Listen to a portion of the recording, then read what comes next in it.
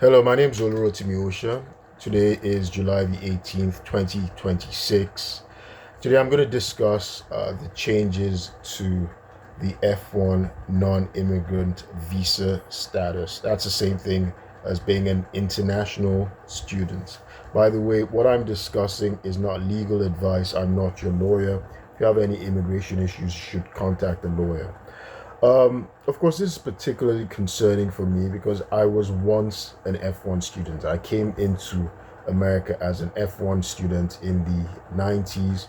I was never once out of status, right? I was never once out of status, and until I became an American citizen. So the F1 status had visa status had provided a pathway, a legal pathway to U.S. citizenship or to green card, right, to holding a green card. Now, I'm going to quickly read the new ruling from the Department of Homeland Security, written by, I'm going to be quoting the current Secretary of the Department of Homeland Security, which is the umbrella of the United States Citizenship and Immigration Service, right? So his name's Markwayne Mullen. He's the first Secretary of the Department of Homeland Security who doesn't have a university degree. He doesn't have a 4-year bachelor's degree. So bear with me. For nearly half a century, the outdated duration of status system has compromised national security and created an environment ripe for immigration fraud, said DHS Secretary Markwayne Mullen. For decades, foreign students have been admitted into the U.S. indefinitely, allowing thousands to abuse our immigration system by perpetually enrolling in courses to avoid having to leave the U.S. By implementing clear, finite limits on these visas, the United States is reclaiming its ability to properly screen, vet, and monitor individuals within our borders. The final rule ensures that foreign students remain focused on their primary purpose, completing their studies and returning home. So that's it from the current Secretary of the Department of Homeland Security. So he doesn't prioritize F1 students. So we find that the current administration of number 47 that's President Donald Trump, right? He was our 45th president as well. Now he's our 47th. He's uh, cracking down on immigration, but it looks like instead of addressing the issue of illegal immigration, he's now curtailing legal migration. Yes, the F1 students, international students, comes in originally as a non-immigrant on a non-immigrant visa status. That's the F1, but so long as they've been in status and once they graduate, there's an easy way to actually transition, right? There's an easy way to transition and become a lawful, permanent resident, and then citizenship, become a citizen, right? Like I am. I'm an American citizen, right? So it was. By the way, not just me. If you look at rock stars in America now, the current CEO of Google, or Alphabet, the mother company Alphabet, right? Sundar Pichai, right? He was an F1 student. He was an F1 student. He's a billionaire today, right? He's the CEO of Google Alphabet. The current CEO of Microsoft was an F1 student. Um, what's his name? Satya Nadella, right? Both originally from India, right? They came as F1 students. They didn't come from wealthy homes, middle class homes in India. They didn't come from wealthy homes, right? And they became, wealthy. They contributed to America. So many people, they're Nigerians as well. People know Adebayo Ogunlesi. He was an F1 student, right? And he's a billionaire today, the Nigerian. So the F1 path was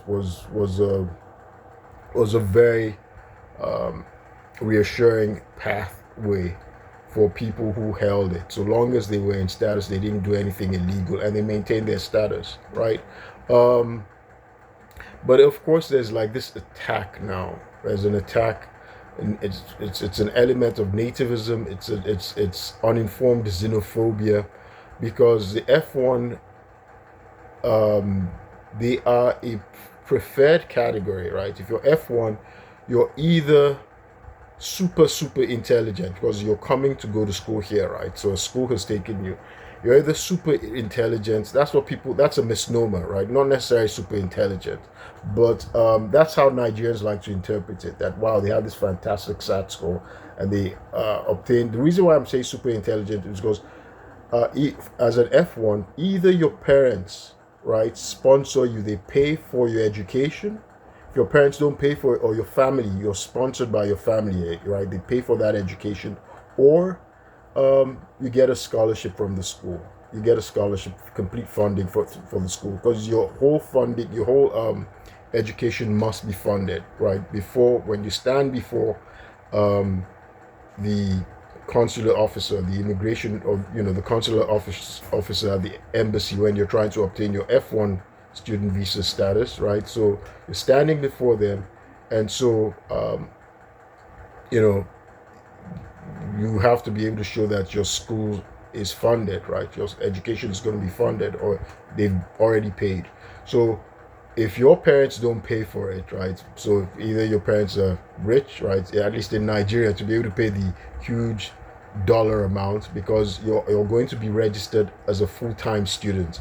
The consular officer does not expect you're going to be working and paying your way, because you have to be a full-time student, and your tuition, room and board, everything has to be taken care of first. Now, for those who their parents can't fund them and they obtain some kind of guaranteed scholarship, right, that covers everything, and the school guarantees their scholarship, then okay, Nigerians think, well, they're super intelligent.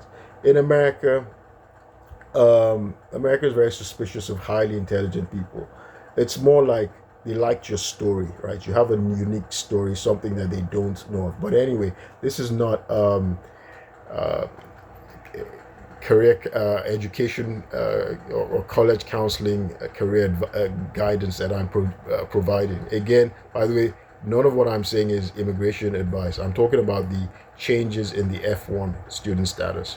So now the F1, right, has a, it's no longer duration of status. It's no longer indefinite. Back then, once you got in, so long as you were in status, like status meant you were in compliance with the school, you were in proper, you had good standing with the school, you were fulfilling the school's terms. That's being enrolled full time.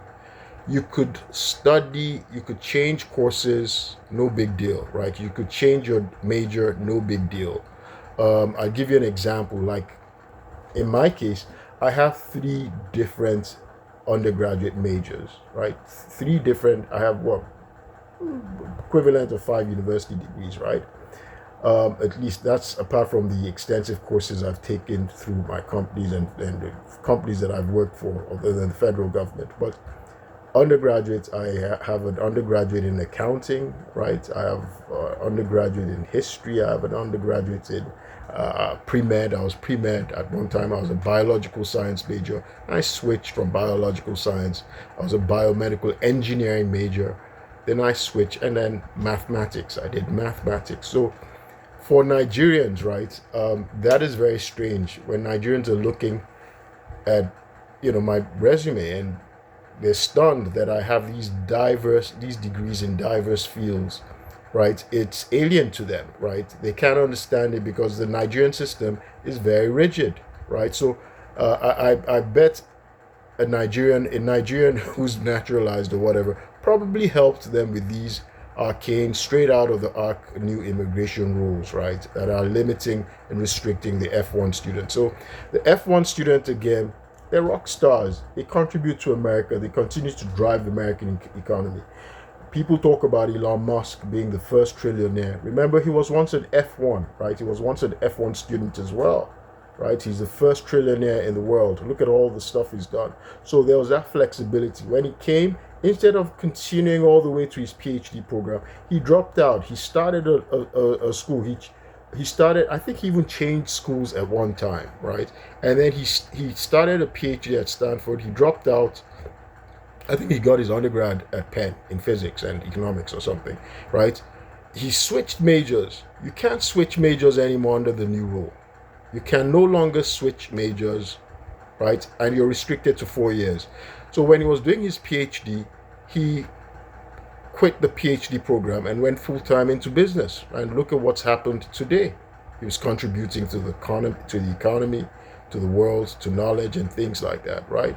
So these organizations are knowledge systems, right? So it's because they create new knowledge as well, and they use knowledge and they create new knowledge, right? He owns an AI company, so many different things, and it's not just him.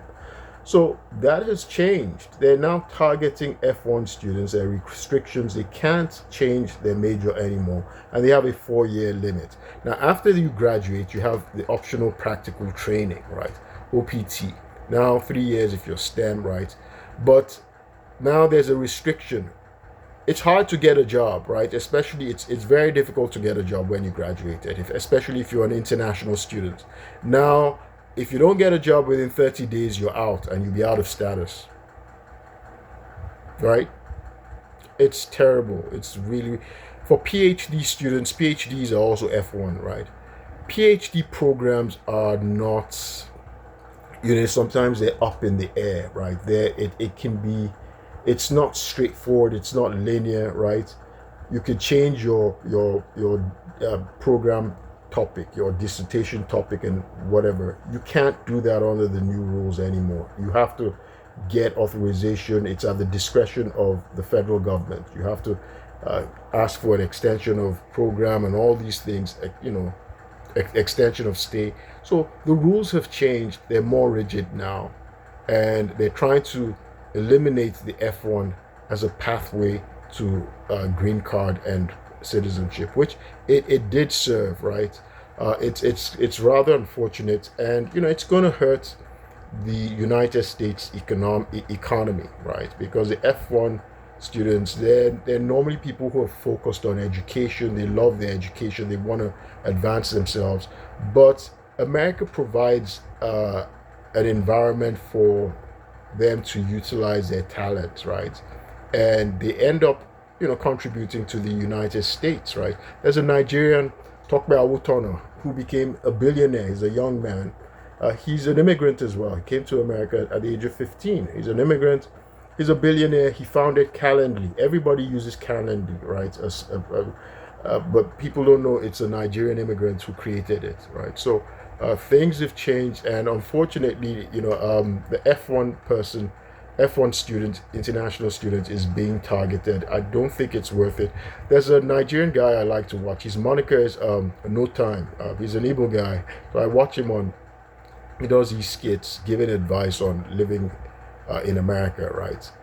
And for him, right, to say I watched the skit he did this morning. He was recommending that Nigerians shouldn't bother wasting their money coming to America right now. He's like, this is not the time for it. There's a time for everything. This is clearly not the time for Nigerians. Don't spend your money on F1. It's very expensive. Don't come here. There are families I found out in Nigeria that actually invest their funds, their resources in their children's education, hoping the F1 would be a source of immigration, right? My family didn't do that. I come from a family and from a certain class, because my father was a bank chairman and a bank CEO, right? So my siblings studied in the UK at various times. My father did at various times. But everybody returns back home, right? They return back home. So it was just like a status symbol for a certain group of people. But there's certain people, especially the academics, people in the professors in Unilag, that wages were very terrible. The middle class were being decimated, right?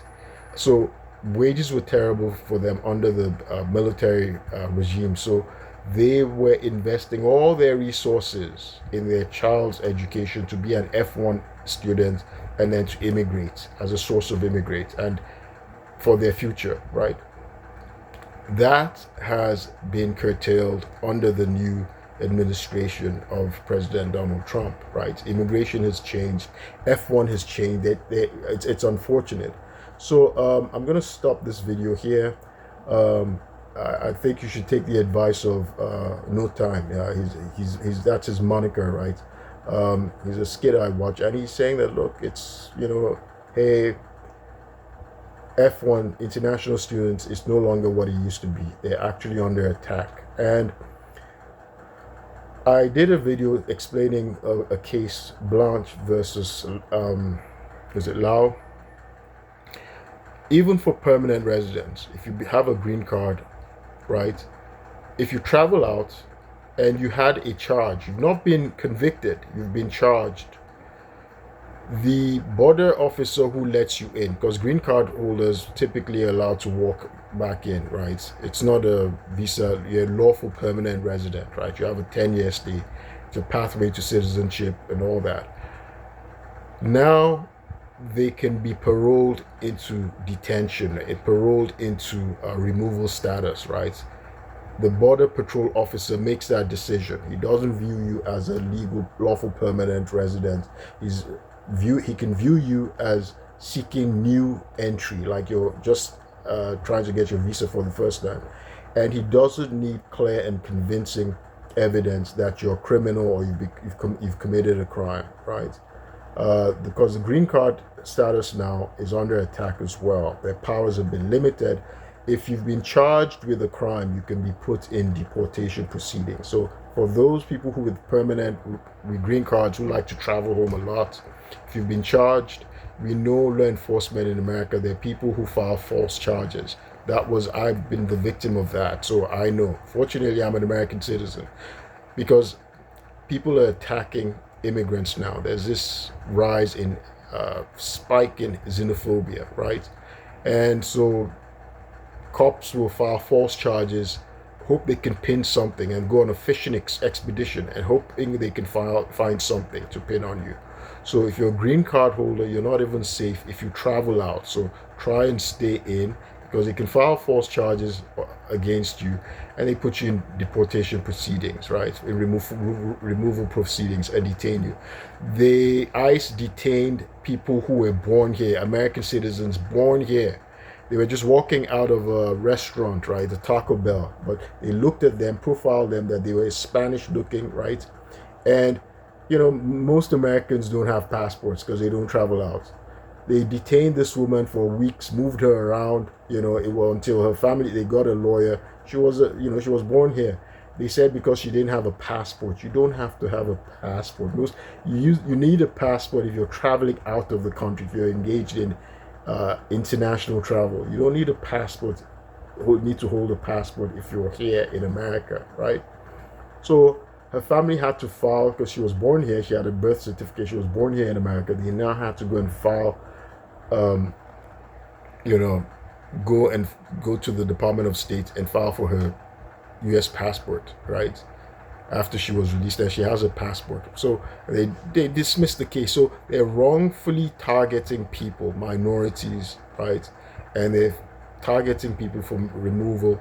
There's law enforcement that's xenophobic, depending on the area, right? America is always 50-50. There are those people who are supporting immigrants, but right now the people who are anti-immigration are in power. So you've got to be very careful. Don't waste your money on an F1. Follow No Time's advice. Don't waste your money on F1 visas, student visas right now. My name is Olurotimi Osha. I'll do another video and talk about those Nigerians who were international students who went home and were successful, right? You can be successful anywhere. Bola Tinubu is one of them. He studied here in America. He didn't stay, right? He did accounting. Accounting, you'll always have a job, right, in America. He decided to go back to Nigeria, and he's president of Nigeria. He became a billionaire. Everybody knows how wealthy he is. They talk about his money. They don't know the extent of it, right? There's so many people. Mike Adenuga, he's a billionaire on Forbes.